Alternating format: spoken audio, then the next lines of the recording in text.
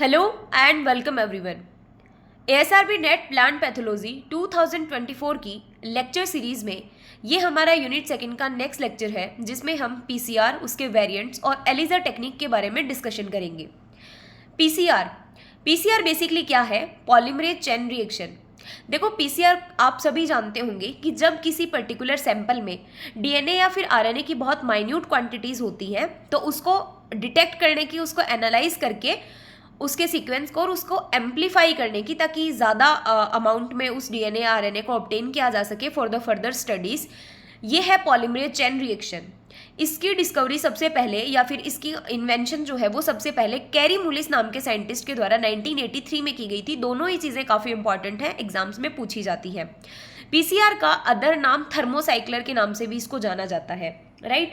अब यहाँ पर लिखा हुआ है कि ये है क्या एक्चुअल में ये टेक्निक। तो it is a method to analyse a short sequence of DNA. और इसी के साथ में देखो, पीसीआर डायरेक्टली तो आरएनए को एनालाइज नहीं करता है, आपको पता है। हम आगे के जो पॉइंट्स आएंगे उसमें देखेंगे कि आरएनए का डिटेक्शन और आरएनए का एम्प्लीफिकेशन किस तरीके से होता है, राइट। अब देखो, पीसीआर की जो पूरी प्रोसेसर है, क्योंकि पीसीआर कोई मशीन नहीं है, लाइक ये एक पॉलीमरेज चेन रिएक्शन है ना। तो अगर इसकी मेजर स्टेप्स की बारे में बात करें तो इसमें 3 स्टेप्स जो होती हैं वो सम्मिलित होती हैं। फर्स्ट आता है डीनेचुरेशन। अब ये क्यों पढ़ना है? क्योंकि इनमें से कोई भी एक स्टेप का नाम देके पूछ लिया जाएगा कि which one of the following is a not a step in the PCR, right. तो आपको याद रखना है कि 3 स्टेप्स होती है, वो भी सीक्वेंस वाइज। फर्स्ट डीनेचुरेशन होगा, सेकंड एनिलिंग होगा और थर्ड एक्सटेंशन होगा। तीनों का टेम्परेचर याद रखना है। डीनेचुरेशन जो होता है, अब देखो डीनेचुरेशन में क्या होगा। सपोज कि हमारे पास कोई सैंपल है, उसमें डीएनए है। डीएनए डबल स्टैंडर्ड होता है, आपको पता है। तो डीनेचुरेशन की जो प्रोसेस है, जिसमें 95 डिग्री सेल्सियस टेम्परेचर रखते हैं, इसमें डीएनए को हीट किया जाता है ताकि डीएनए को सिंगल स्ट्रैंड बनाया जा सके। यानी कि ये जो हमारा डबल स्ट्रैंडेड डीएनए है, इसको सिंगल स्ट्रैंडर्ड में स्टैंडर्ड जो स्ट्रैंड का डीएनए वो बनाया जा सके, राइट। उसके बाद में यहाँ पर प्राइमर को ऐड किया जाएगा। एनिलिंग की जो प्रोसेस है उसमें क्या करते हैं, सूटेबल प्राइमर को ऐड किया जाता है। जो कॉम्प्लीमेंट्री जो स्ट्रैंड्स हैं दोनों तरफ, वहां पर प्राइमर बाइंड होंगे। प्राइमर क्या होता है? बेसिकली डीएनए, शॉर्ट डीएनए का जो पार्ट होता है उसे प्राइमर बोला जाता है। तो ये जो प्रोसेसर होती है ये 54 टू 62 डिग्री सेल्सियस टेम्परेचर पे होती है। इसमें प्राइमर्स जो होते हैं वो अपने कॉम्प्लीमेंट्री स्ट्रैंड पर आकर जुड़ते हैं, राइट। फिर नेक्स्ट स्टेप आती है एक्सटेंशन। एक्सटेंशन जो है वो 72 डिग्री सेल्सियस पे सबसे बेस्ट देखने को मिलती है, जिसमें कि जो कॉम्प्लीमेंट्री जो स्ट्रैंड था उसके ऊपर जो प्राइमर आके जुड़ा था, वहां से पूरा डबल स्ट्रैंड डीएनए का मॉलिक्यूल बन जाएगा, ठीक है। टेम्पलेट टारगेट डीएनए का, यानी कि जिसे हम टेम्पलेट डीएनए स्ट्रैंड बोलते हैं, वहां से फिर पूरा कॉम्प्लीमेंट्री पूरा जो डबल स्ट्रैंडेड डीएनए मॉलिक्यूल है वो पूरा बन जाएगा। तो एक्सटेंशन की प्रोसेस पूछी जाती है कि कितने डिग्री सेल्सियस टेम्परेचर पे होती है, तो that is 72 degree Celsius temperature पे। अब देखो, पीसीआर के टाइप्स की बात आती है और यहाँ से क्वेश्चन भी पूछे जाते हैं। तो पीसीआर के काफ़ी सारे टाइप्स हैं, ठीक है। लेकिन जहां से एग्जाम्स में क्वेश्चन पूछे जाते हैं, हम उनके बारे में और उनके इंपॉर्टेंट पॉइंट्स के बारे में डिस्कशन करेंगे। सबसे पहला है रिवर्स ट्रांसक्रिप्टेज। तो देखो, रिवर्स ट्रांसक्रिप्टेज में क्या होता है, आपको पता है कि रिवर्स ट्रांसक्रिप्शन क्या होता है कि आरएनए से डीएनए बनने की प्रोसेस को हम रिवर्स ट्रांसक्रिप्शन बोलते हैं। तो यहाँ पर भी ऐसा ही है। जब हमें किसी आरएनए सीक्वेंस के थ्रू, किसी आरएनए सीक्वेंस को जब हमें एम्पलीफाई करना होता है, तो हम क्या करते हैं, क्योंकि आरएनए को तो नहीं किया जा सकता डायरेक्टली एम्पलीफाई पीसीआर के थ्रू, तो हम क्या करते हैं, उस आरएनए को सबसे पहले cDNA के अंदर कन्वर्ट करते हैं। cDNA मतलब कॉम्प्लीमेंट्री डीएनए के अंदर कन्वर्ट करते हैं। उसके बाद में, क्योंकि ये उसका एनालोगस ही होता है, ये उसके होमोलोगस होता है, बिल्कुल। तो इस cDNA के थ्रू हम फिर उसको आरएनए को एम्पलीफाई करते हैं, ठीक है। तो यानी कि डायरेक्टली पीसीआर में आरएनए को एम्पलीफाई नहीं किया जा सकता। रिवर्स ट्रांसक्रिप्टेज पीसीआर की हेल्प से आरएनए सीक्वेंस को एम्पलीफाई किया जाता है। लेकिन ये इस तरीके से डिजाइन किया जाता है कि इसमें भी आरएनए सीक्वेंसेस को एम्पलीफाई करने के लिए सबसे पहले cDNA का सिंथेसिस करना होता है, राइट। अब देखो, क्योंकि वही जिसमें जेनेटिक मटेरियल आरएनए होगा उसी में हम यूज़ करेंगे, तो आता है कि बहुत सारे वायरसेस जो होते हैं उनका जेनेटिक मटेरियल आरएनए होता है। तो हम बोल सकते हैं कि रिवर्स ट्रांसक्रिप्टेज, जिसे आरटीपीसीआर के नाम से जाना जाता है, उसको हम आरएनए वायरसेस के डायग्नोसिस के लिए यूज़ कर सकते हैं। जैसे आरएनए वायरसेस कौन कौन से हैं, सोयाबीन मोजेक वायरस हो गया, टोबैको मोजेक वायरस हो गया, रिंग स्पॉट वायरस हो गया, तो इनके लिए हम इसको यूज़ कर सकते हैं, राइट। नेक्स्ट आता है फिर हमारा मल्टीप्लेक्स पीसीआर। देखो, मल्टीप्लेक्स पीसीआर नाम से जो इंडिकेट कर रहा है कि इसमें हम एक सिंगल सैंपल में डिफरेंट पैथोजेंस को डिटेक्ट करने के लिए इस तरीके के पीसीआर मॉडल का यूज़ करते हैं। और ये जो होता है ये सेंसिटिव होता है अपने डिटेक्शन के लिए।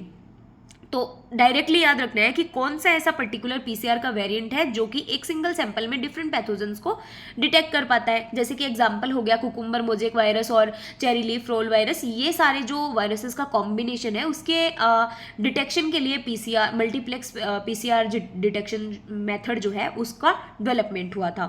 ठीक है, और ये सारे एक साथ इन्फेक्शन करते हैं जैसे ऑलिव ट्री के अंदर, तो उसके लिए मल्टीप्लेक्स पीसीआर की सबसे पहले डिस्कवरी हुई थी, राइट।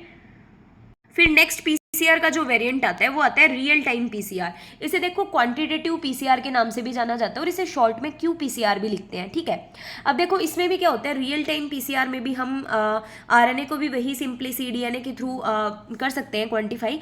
दूसरा इसमें क्या होता है, रियल टाइम पीसीआर को हम क्वांटिफिकेशन करने के लिए डीएनए का हम बोल सकते हैं न्यूक्लिक एसिड का क्वांटिफाइंग, यानी कि हम नंबरों को जो भी जितनी भी कॉपीज बन रही है न्यूक्लिक एसिड की उसके नंबर को गिन पा रहे हैं, हम उनको क्वांटिटी में गिन पा रहे हैं, उनको क्वांटिफाई कर पा रहे हैं। ठीक है, इसको बोलते हैं कि ये है क्यूपीसीआर। इसका मतलब हुआ कि रियल टाइम में जितनी कॉपीज बन रही है उसके अकॉर्डिंग जो आपकी कंप्यूटर स्क्रीन होगी उसके ऊपर आपको रिजल्ट दिखता जाएगा, है ना।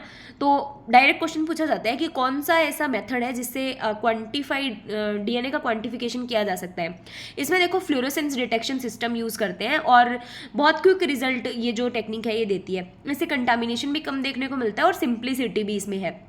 एग्जाम्पल के लिए बात करें तो जैसे बोट्राइटिस सिनेरिया है ग्रेप्स के अंदर, और इन सब के लिए इसको यूज़ किया जाता है, राइट। फिर आता है हमारा नेस्टेड पीसीआर। अब देखो नेस्टेड पीसीआर में 2 सेट ऑफ प्राइमर्स को यूज़ करते हैं। ऐसा नहीं है कि इसी एक ही पर्टिकुलर पीसीआर के वेरिएंट में हम एक से ज़्यादा प्राइमर्स को यूज़ कर रहे हैं। मल्टीप्लेक्स पीसीआर में भी हम ज़्यादा प्राइमर्स को यूज़ कर रहे थे, पर आप नेस्टेड पीसीआर में फिक्स याद रख सकते हैं कि यहाँ पर 2 सेट ऑफ प्राइमर्स को यूज़ किया जाता है जिसमें कि डबल एम्प्लीफिकेशन प्रोसेस इन्वॉल्व होती है, राइट। जैसे आप एग्जाम्पल के लिए याद रख सकते हो कि जो क्लेविबैक्टर मिचिगेनेसिस है उसके लिए यूज़ कर सकते हैं, राइट। इसके अलावा काफ़ी सारे जैसे टच डाउन पीसीआर है जिसमें कि आप एनिलिंग की जो प्रोसेस है उसमें टेम्परेचर को बहुत ज़्यादा ऊपर नीचे करते हो, इसीलिए इसका नाम टच डाउन पीसीआर पड़ा। इसके अलावा हॉट स्टेट जो पीसीआर है, असेंबली पीसीआर है, कॉलोनी पीसीआर है जो बैक्टीरिया के लिए, क्योंकि कॉलोनी टर्म को हम बैक्टीरिया के केस में यूज़ करते हैं। फिर एक आता है लैम्प। देखो लैम्प जो है ना वो बेसिकली पीसीआर का वेरिएंट तो नहीं है, हम ऐसा बोल सकते हैं, लेकिन लैम्प की फुल फॉर्म पूछी जाती है और लैम्प के बारे में काफ़ी क्वेश्चन आते हैं। तो देखो ये क्या है, लूप मीडिएटेड आइसोथर्मल एम्प्लीफिकेशन है। अब यहाँ पर देखो नेम क्या इंडिकेट कर रहा है, एक तो कुछ लूप मीडिएटेड यानी कि इसमें जो प्राइमर्स यूज़ किए जाएंगे उसमें जो एक प्राइमर होगा ना वो लूप लाइक स्ट्रक्चर का होगा, इसलिए सबसे पहला इसका नाम पड़ा लूप। उसके बाद में आइसोथर्मल, इसमें जो भी प्रोसीजर होती है ना वैसे अलग अलग प्रोसीजर नहीं होती, लाइक पीसीआर में जैसे हम 3 मेजर स्टेप्स को इन्वॉल्व कर रहे थे ना, वैसे लैम्प के अंदर एक सिंपल स्टेप के अंदर ना पूरी प्रोसीजर हो जाती है। तो आइसोथर्मल का मतलब हुआ कि एक सेम टेम्परेचर के ऊपर बार बार वेरिएशन करने की जरूरत नहीं है टेम्परेचर में, और फिर एम्पलीफाई किया जाता है इसमें डीएनए का, राइट। और इसमें ना बीएसटी पॉलीमरेज एंजाइम को यूज़ करते हैं, ये आपको ध्यान में रखना है क्योंकि लैम्प में बहुत बार पूछा जाता है कि जो कौन से टाइप का एंजाइम यूज़ किया जाता है, तो that is Bacillus stearothermophilus DNA polymerase enzyme इसमें यूज़ करते हैं, और ये वाटर बाथ में भी ये प्रोसेस जो है ये कंडक्ट करवाया जा सकता है। और ये पीसीआर का ही मॉडिफाइड होता है क्योंकि हम इसको यूज़ तो एटलीस्ट डीएनए के एम्प्लीफिकेशन में ही कर रहे हैं ना, लेकिन ये पीसीआर नहीं है, है ना। इसकी जो डिस्कवरी है ना वो नोटोमी नाम के साइंटिस्ट के द्वारा नोटोमी और उनके कोवर्कर्स ने 2000 में की थी। तो ये लैम्प के बारे में आपको काफ़ी इंपॉर्टेंटली याद रखना है। बहुत बार तो इसकी डायरेक्ट फुल फॉर्म से ही क्वेश्चन पूछ लिया जाता है कि एक्सटेंड द टर्म लैम्प, तो लूप मीडिएटेड आइसोथर्मल एम्प्लीफिकेशन ये है ना। अब एक बार कॉन्फिडेंस के लिए आप जैसे एम.के. यादव की जो बुक है प्लांट पैथोलॉजी की, जिसे आप रिवीजन पॉइंट ऑफ व्यू से ऑब्वियसली बातें प्रीफर करते होंगे, तो उसमें से भी देख लेते हैं कि क्या इंपॉर्टेंट पॉइंट्स हैं। तो देखो जो पीसीआर है उसको कैरी मुलिस ने 1983 में दिया था, नो डाउट सबसे पहले। और पॉलीमरेज चेन का रिएक्शन का काम क्या होता है, ये ऐसा मेथड है जिससे शॉर्ट सीक्वेंस ऑफ डीएनए को एनालाइज किया जाता है और उसको पर्टिकुलर एम्प्लीफिकेशन के लिए यूज़ करते हैं ना। मेजर स्टेप्स डीनेचुरेशन, एनिलिंग और जो एक्सटेंशन है वो प्रोसेसेस इसके अंदर सम्मिलित की जाती है। इसके अलावा जैसे कि सबसे पहले इसमें टाइप्स ऑफ पीसीआर के अंदर है रिवर्स ट्रांसक्रिप्शन पीसीआर, जिसके लिए यहाँ पर दिखा गया है कि आरएनए वायरसेस के डायग्नोसिस के लिए इसको यूज़ किया जाता है, और इसमें जो होता है सीडीएनए का सिंथेसिस किया जाता है सबसे पहले आरएनए के सीक्वेंस से, राइट। उसके बाद में आता है हमारा मल्टीप्लेक्स पीसीआर जो कि डिफरेंट पैथोजेंस को, एक सिंगल सैंपल में जो अलग अलग पैथोजेंस है उनको डिटेक्ट करने के लिए इसको यूज़ किया जाता है। फिर आता है रियल टाइम पीसीआर, जिसे क्वांटिटेटिव पीसीआर या क्यूपीसीआर के नाम से भी जाना जाता है। इसमें कुछ डाइज का यूज़ किया जाता है, जैसे कि साइबर ग्रीन हो गया, और ये तो ये आप याद रख सकते हैं ना। और इसके अलावा फ्लोरोसेंट डिटेक्शन सिस्टम जो है वो डाइज के अलोंग विद यूज़ किया जाता है। बोट्राइटिस सिनेरिया ग्रेप्स में यूज़ कर सकते हैं। फिर आता है नेस्टेड पीसीआर, तो इसमें एक साथ 2 सेट ऑफ प्राइमर्स को यूज़ कर सकते हैं, जिसमें डबल प्रोसेस ऑफ एम्प्लीफिकेशन सम्मिलित होती है ना। तो ये बुक से भी हो गया कि हमें सारी चीज़ें नहीं पढ़नी है, हमें प्रोसीजर समझना है कि एक्चुअल में जो भी टेक्नोलॉजी हम पढ़ रहे हैं उसका क्या प्रोसीजर है, और उसके बाद में उससे क्वेश्चन पूछे जाने के चांसेस किस तरीके से रहते हैं। अब नेक्स्ट हम डिस्कस करेंगे एलिजा के बारे में। देखो एलिजा क्या है, इसका भी फुल फॉर्म से क्वेश्चन पूछा जाता है, that is enzyme linked immunosorbent assay, है ना। ये बेसिकली एंटीजन एंटीबॉडी पे रिलेटेड जो होती है पर्टिकुलर टेक्निक है, जिससे कि एंटीजन और एंटीबॉडी को स्पेसिफिकली आइडेंटिफाई किया जाता है। अब देखो एलिजा जो होती है उसके अंदर एक 96 वेल्स की प्लेट होती है, यानी कि ऐसी कुछ प्लेट होती है जिसके अंदर 96 वॉल्स होते हैं इस तरीके से, ठीक है, 96 वॉल्स होते हैं। तो ये जो पूरी प्लेट होती है ना, ये पॉलीस्टीरीन की बनी होती है। तो क्वेश्चन पूछा जाता है कि एलिजा प्लेट जो होती है वो किससे बनी होती है, तो पॉलीस्टीरीन से बनी होती है। इसकी डिस्कवरी किसने की थी, जैसे पीसीआर की डिस्कवरी कैरी मुलिस ने की थी, उसी तरीके से एलिजा को वॉलर नाम के साइंटिस्ट के द्वारा 1976 में डिस्कवर किया गया था, ठीक है। इसकी सेंसिटिविटी पूछी जाती है तो 10 pg/ml होती है, और जो पीसीआर है उसकी पूछी जाती है तो उसकी 10 ng जो होती है पर ml होती है, राइट। उसके बाद में ये ऐसी बायोकेमिकल टेक्निक है जो कि किसी भी सैंपल में एंटीजन या एंटीबॉडी की प्रेजेंस को बताती है ना, तो ये आप याद रख सकते हैं। उसके अलावा देखो अब हम बार बार टर्म यूज़ कर रहे हैं कि एंटीजन और एंटीबॉडी होते क्या हैं, तो देखो एंटीजन ऐसा सब्सटेंस होता है और ऐसी प्रोटीन सब्सटेंस होता है, हम बोल सकते हैं, जो कि अगर बॉडी में इंजेक्ट किया गया ना तो वो एंटीबॉडीज़ को प्रोड्यूस कराने के लिए रेस्पॉन्सिबल होता है। और एंटीबॉडीज़ क्या होती हैं, वो प्रोटीन होती है बॉडी में जो कि इम्यून सिस्टम को आइडेंटिफाई करवाने में हेल्प करती है, और अगर कोई बाहर से कोई पैथोजन आया है तो उसको न्यूट्रलाइज कराने में हेल्प करती है, वो होती है एंटीबॉडीज़, है ना।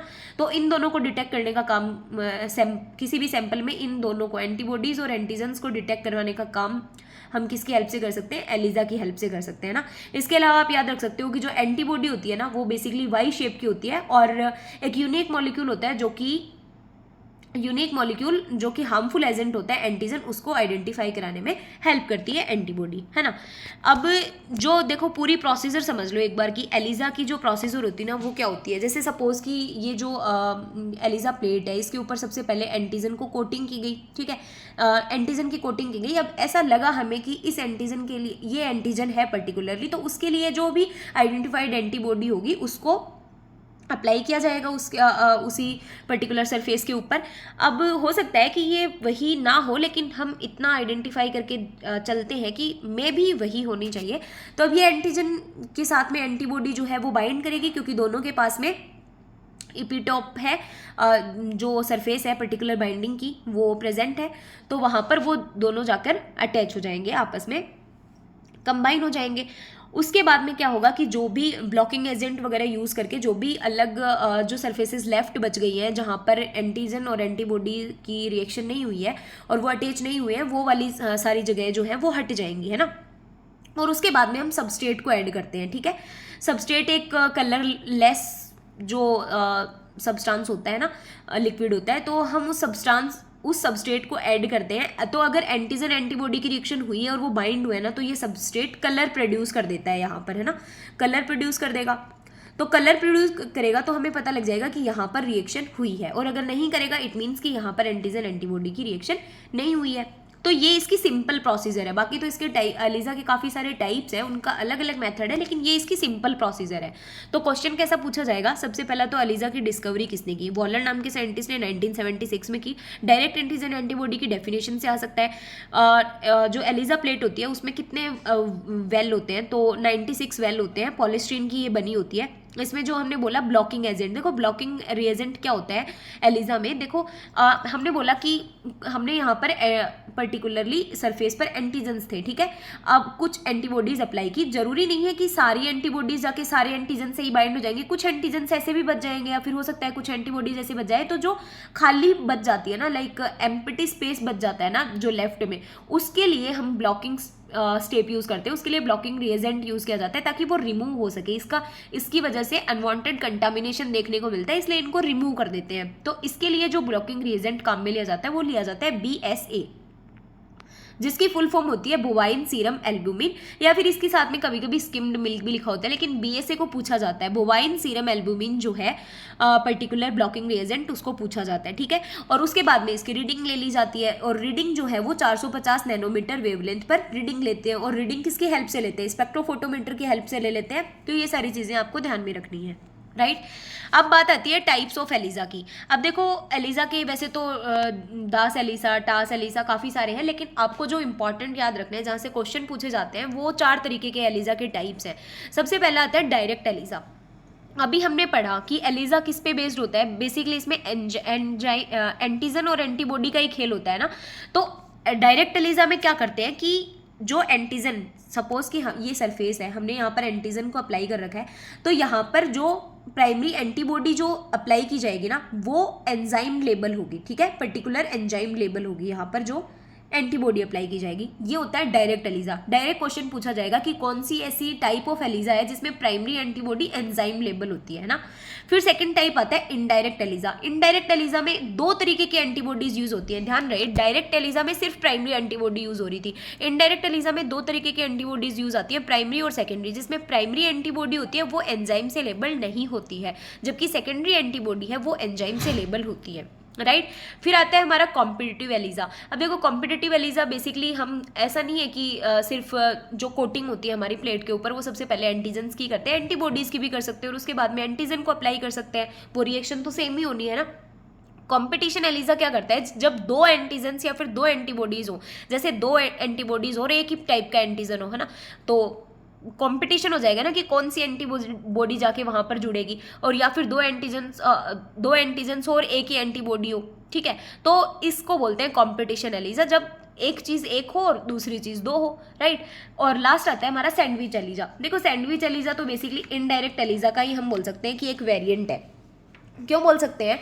क्योंकि देखो हमने 2 तरीके की एंटीबॉडीज को यूज किया था इनडायरेक्ट एलिजा में ना, प्राइमरी और सेकेंडरी एंटीबॉडी। सिमिलरली हम सैंडविच एलिजा में भी वही यूज करते हैं, प्राइमरी और सेकेंडरी। बस इसमें जब हम इसकी स्टडी करते हैं तो फर्क सिर्फ इतना सा रहता है कि जो एंटीजन होता है ना वो बीच में आ जाता है, और जो एंटीबॉडीज होती है ना दोनों तरीके की, प्राइमरी और सेकेंडरी, वो इस तरीके से अरेंज हो जाती है। तो हम बोलते हैं कि सैंडविच लाइक स्ट्रक्चर जनरेट कर रहा है, कि सैंडविच में क्या होता है, ऊपर और नीचे ब्रेड होती है और फिर बीच में वो जो मटेरियल, तो उसी तरीके से ऊपर और नीचे एंटीबॉडीज हो गई और बीच में एंटीजन हो गया, तो इसीलिए इसका नाम पड़ गया सैंडविच एलिजा, है ना। इसको हम डायग्राम के थ्रू भी समझ लेते हैं। ये देखो यहाँ पर तीनों तरीके की जो टाइप्स ऑफ एलिजा है उनको एक्सप्लेन किया गया है। देखो सबसे पहले आता है हमारा, हम पढ़ सकते हैं कि डायरेक्ट एलिजा। यहाँ पर डायरेक्ट एलिजा में क्या होता है कि एक तरीके की एंटीबॉडी यूज की जाती है, दैट इज प्राइमरी एंटीबॉडी। अब याद रखना कि इसमें प्राइमरी एंटीबॉडी होती है वही एंजाइम लिंक्ड होती है। तो ये प्राइमरी एंटीबॉडी देखो वाई शेप की है, प्राइमरी मतलब एंटीबॉडीज वाई शेप की होती है, और ये एंटीजन के साथ में जाके कंबाइन हो गई। अब देखो बाहर ये वाली जो एंटीबॉडीज है ये किसी के साथ कंबाइन नहीं हुई, इसीलिए इनकी वॉशिंग हो गई, तो ये हट गई। अब वही बची जिनका एंटीजन के साथ में जिनकी एंटीबॉडीज बाइंड हुई है, ठीक है। अब सबस्ट्रेट को ऐड करेंगे और कलर चेंज को ऑब्जर्व कर लेंगे, ठीक है। ये हो गया हमारा डायरेक्ट एलिजा। अब इसमें होता क्या है कि जितनी एंटीजन्स के साथ में एंटीबॉडीज जुड़ी हैं उनकी स्टडी हो पाती है, तो इसलिए ज़्यादा एंटीबॉडीज की रिक्वायरमेंट इसमें देखने को मिलती है, राइट। अब दूसरा आता है हमारा इनडायरेक्ट एलिजा। इनडायरेक्ट एलिजा में 2 एंटीबॉडीज की रिक्वायरमेंट होती है। तो सबसे पहले जो एंटीजन सरफेस पे लगे हुए हैं हम अप्लाई करते हैं प्राइमरी एंटीबॉडीज को, ना। प्राइमरी एंटीबॉडीज अप्लाई की, उनको वॉश कर लिया। ये वॉशिंग की प्रोसेस तो हर प्रोसेस के बाद में होती है ताकि अनवांटेड कंटामिनेशन से बचा जा सके, ठीक है। उसके बाद में हम क्या करते हैं, सेकेंडरी एंटीबॉडी को अप्लाई करते हैं। और अब ये जो सेकेंडरी एंटीबॉडी होती है ना, ये एंजाइम लिंक्ड होती है, क्योंकि इनडायरेक्ट एलिजा में प्राइमरी एंटीबॉडी जो होती है वो एंजाइम लिंक नहीं होती है, सेकेंडरी एंटीबॉडी ही एंजाइम लिंक्ड होती है। ये जो स्टार करके है ये एंजाइम लिंक्ड को शो कर रहा है, राइट। और उसके बाद में हम सबस्ट्रेट को ऐड करते हैं, फिर कलर चेंज को देखते हैं। अब सैंडविच एलिजा में क्या होता है, देखो सबसे पहले यहाँ पर सरफेस के ऊपर क्या लगा हुआ था, एंटीबॉडी लगी हुई थी। उसके बाद हमने एंटीजन को ऐड किया, तो एंटीजन कहाँ पर ऐड होगा, इस एंटीबॉडी के ऊपर ऐड होगा। और उसके बाद में जब हम सेकेंडरी एंटीबॉडी को अप्लाई कर रहे हैं तो क्या होगा कि ये सेकेंडरी एंटीबॉडी जो कि एंजाइम लिंक्ड है, अगेन ये इसके ऊपर होगी, तो ये एक सैंडविच लाइक स्ट्रक्चर बना रहे हैं। तो हम बोल सकते हैं कि इसी का मॉडिफाइड फॉर्म है सैंडविच एलिजा, तो है ना। और उसके बाद में कलर चेंज के लिए ऑब्जर्व करते हैं। तो ये सारी चीज़ें होती हैं। आपको बेसिकली तो डायरेक्ट एलिजा और इनडायरेक्ट एलिजा के बीच में जो डिफरेंस है उसी को समझना है, उसी से बहुत डायरेक्टली क्वेश्चन पूछे जाते हैं। बाकी इसकी जो कॉमन प्रोसीजर है उससे क्वेश्चन पूछे जाते हैं।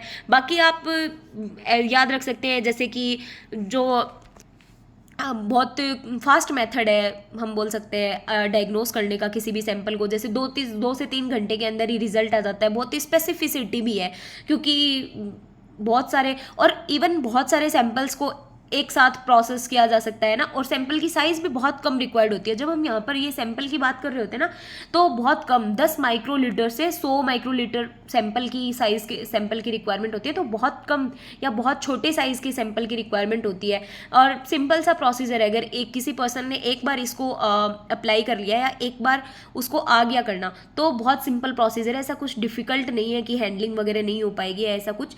तो इसलिए ये जो एलिजा है इसके इंपॉर्टेंस भी काफ़ी है ना।